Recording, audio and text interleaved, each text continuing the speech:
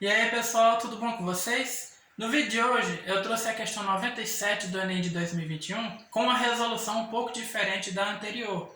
É uma resolução alternativa em que os passo a passos que nós devemos seguir para obter a resolução são menos prolixos, ou seja, são mais objetivos. Mas é importante que nós saibamos de alguns conceitos importantes no momento da resolução dessa questão. A outra alternativa que eu trouxe como resposta para a questão 97 está no vídeo e o link eu vou deixar o link na descrição para vocês darem uma conferida. Então vamos à questão agora com uma resolução um pouco diferente. Então, a questão 97 do Enem de 2021, Caderno Amarelo, ela traz o seguinte enunciado. No manual de instruções de um conjunto de 30 lâmpadas idênticas, usadas para enfeite, está especificado que o conjunto deve ser ligado em uma rede elétrica de 120 volts, resultando em uma corrente total de 4,5 A.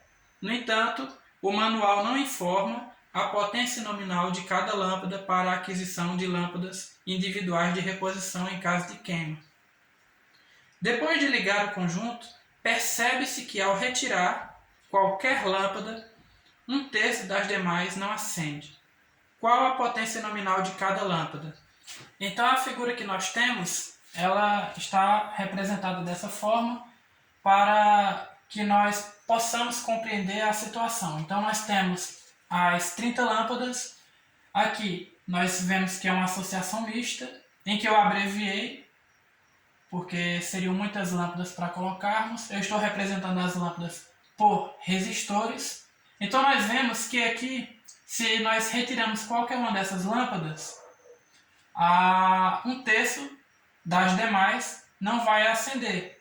Por quê? Porque a corrente que vem aqui é a corrente I total, que é a corrente de 4,5 A, que a questão diz.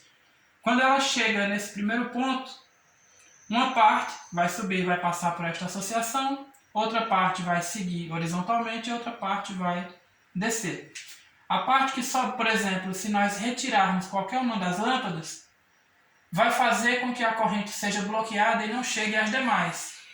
No entanto, nós vemos que a corrente que foi horizontalmente vai atravessar normalmente o sistema, ou seja, a associação. Como nós vimos, então a corrente que via aqui, viria horizontalmente, ela não será afetada quando nós retiramos uma lâmpada daqui de cima, e nem a corrente e 3 linhas. Porém, se nós não retirarmos daqui, todas as lâmpadas que estão associadas em série aqui serão apagadas. E nós vemos novamente que satisfaz o critério de que um terço das lâmpadas não acende mais. No caso, se nós retirarmos agora, na última associação aqui embaixo, qualquer uma das lâmpadas, todas as demais, ou seja, um terço das demais, não acenderá mais. Não afetará, por outro lado, nem esta a associação e nem esta daqui. Então nós vemos que aqui nós temos uma associação mista. Quando nós retiramos qualquer uma das lâmpadas, um terço das demais não acende mais. Por outro lado, a rede elétrica, no qual nós temos esta associação mista atuando, a rede elétrica ela possui uma diferença de potencial de 120 volts. Então esta associação, os terminais dela estão submetidos a uma DDP de 120 volts. Como nós podemos ver, aqui nós teríamos 10 lâmpadas, aqui 10 lâmpadas e aqui 10 lâmpadas. E essas 10 lâmpadas que estão associadas em série, todas elas estarão submetidas à mesma DDP de 120 volts. Então se nós, por exemplo, se nós chamarmos aqui de um ponto A e aqui de um ponto B, a DDP nos terminais desta associação será o AB igual a 120 volts. No caso desta associação também será uma DDP entre A e B de 120 volts. E neste caso aqui também para esta associação. Então a DDP, no caso em que nós temos uma associação em paralelo, ela é a mesma para toda a associação. Quando nós temos uma associação em série, a DDP ela não é a mesma, e sim a soma de todas as DDPs. Por exemplo, aqui nós temos o ponto A. Ok, eu vou chamar aqui agora de um ponto C. A DDP AC, ela não será de 120 volts, certo?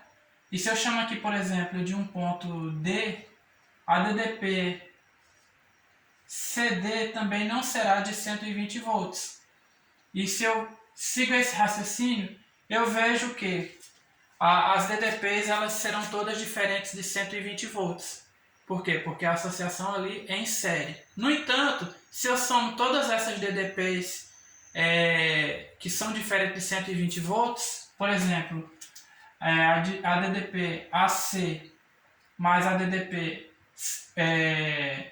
entre C e D e assim sucessivamente, quando eu fizer a contabilidade, no total nós teremos os 120 volts. Em outras palavras, numa associação em série, as DDPs elas são somadas, ok? Então, nesta figura aqui está exemplificado de uma maneira mais simples. Quando nós temos uma associação em série, as DDPs elas são somadas. Por exemplo, a DDP entre A e B, ou seja, a diferença de potencial entre A e B, será a soma da diferença de potencial entre A e C, mais a diferença de potencial entre C e D, mais a diferença de potencial entre D e B. E se nós continuássemos, nós poderíamos estender essa soma para um grande número de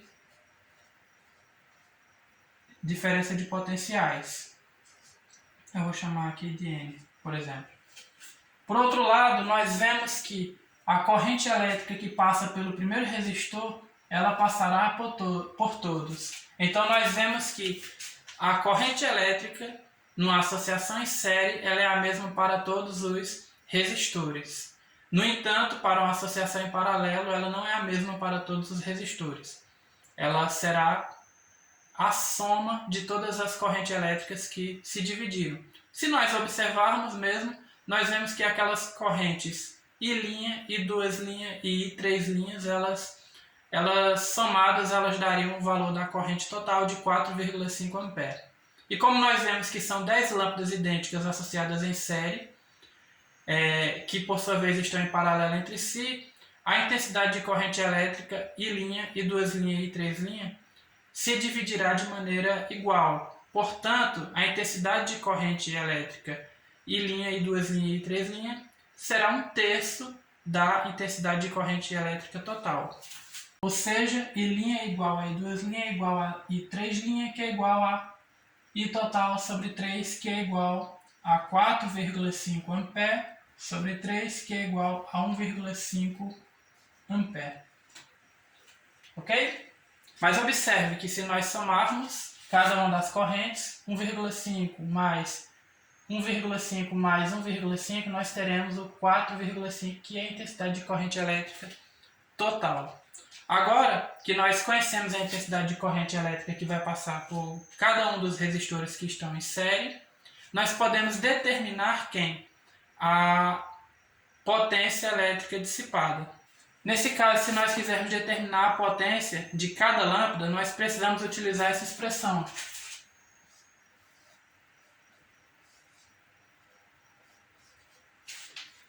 Mas note que nós não temos o valor da DDP de cada lâmpada, ou seja, nos terminais de cada lâmpada. Mas o que nós sabemos é que a diferença de potencial, o AB, ou seja, a diferença de potencial da rede elétrica, é de 120 volts.